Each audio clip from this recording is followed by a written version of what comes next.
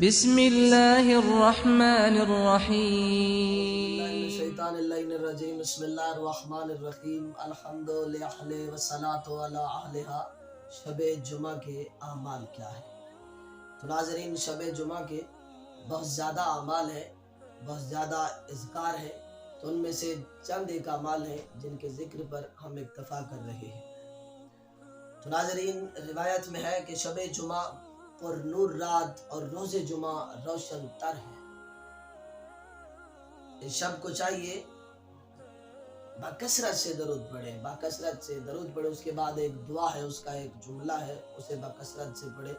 وہ کیا ہے؟ سبحان اللہ واللہ اکبر ولا الہ الا اللہ. پاک اور بزرگ تر ہے خدا جس کے سوا کوئی معبود نہیں، کوئی عبادت کے لائق نہیں.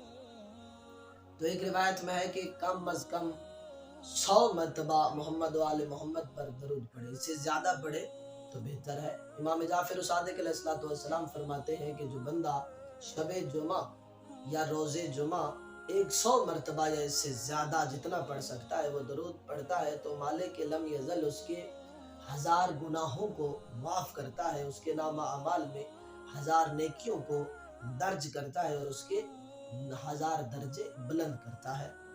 ایک اور روایت بھی ہے، امام جعفر الصادق علیہ السلام فرماتے ہیں کہ جمعرات کی عصر کو ملائکہ آسمان سے اترتے ہیں، ان کے ہاتھ میں ایک قلم اور ایک کاغذ ہوتا ہے. وہ صرف اور صرف جو لوگ محمد و آل محمد پر جمعرات کی عصر سے لے کر روز جمعہ کے آخر تک محمد و آل محمد پر درود بھیجتے ہیں، صرف وہ انہی کا ثواب لکھتے ہیں، اجر لکھتے ہیں. مالک لم یزل آپ کو